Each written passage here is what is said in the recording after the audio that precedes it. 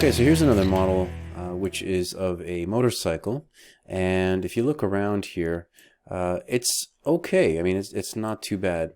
But first things first, difficulty. So anything that has to do with motor vehicles like cars or trucks, motorcycles, quad bikes, things like that, they're often really tricky. Okay, so they're probably the more difficult things to do with photogrammetry, or at least to get a really good model. And part of it has to do with a lot of little parts, spokes on the wheels, all these little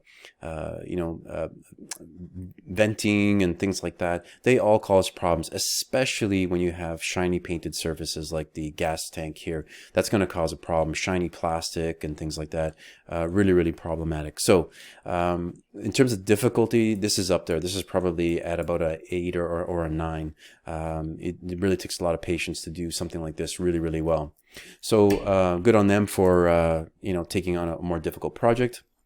Now the quantity of photos, you'll see that they actually have quite a few photos, and they went to some different levels. So they try to keep it somewhat organized, which I'm kind of quite pleased about. There's a set up top, there's one that's a little bit lower almost, and then there's a set, yeah, kind of, it's kind of sporadic here as to where they went. So, nothing wrong with keeping a nice organized workflow all the way around. So the quantity of photographs is pretty good, but I would have filled in some of these gaps here and even done one more that was much lower. So 3 rows or 3 levels of rings, and I think that would have been helpful. Now the images themselves, aren't too bad here if we're looking. All right, not too bad. Probably could have been a bit better, but let's see what was used here. So there's a Canon PowerShot, 1/60th of a second. F number is low.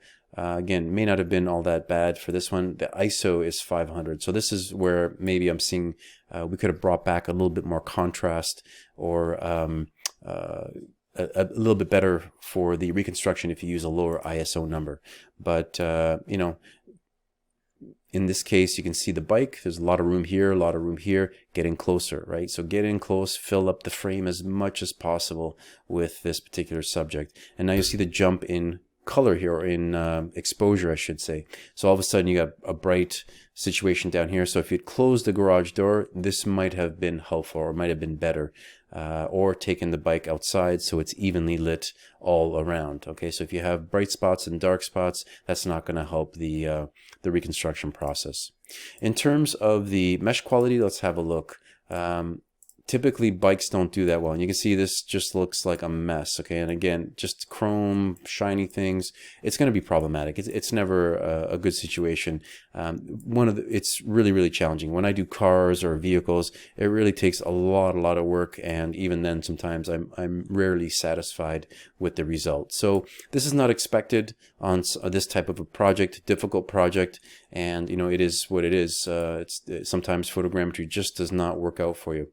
So the textures look okay. I mean, dealing with the lighting, could have been improved, but it's not too bad. So anyway, it was a good attempt here. A lot of photos. Could have been a few more photos taken, and probably better lighting situation. So the overall score for this particular model, I think I would give this one probably about a 6, not much more than a 6, really. I don't know, maybe I'm being a tough critic here, but it doesn't look all that great. Needs to be improved, especially all these spots that are really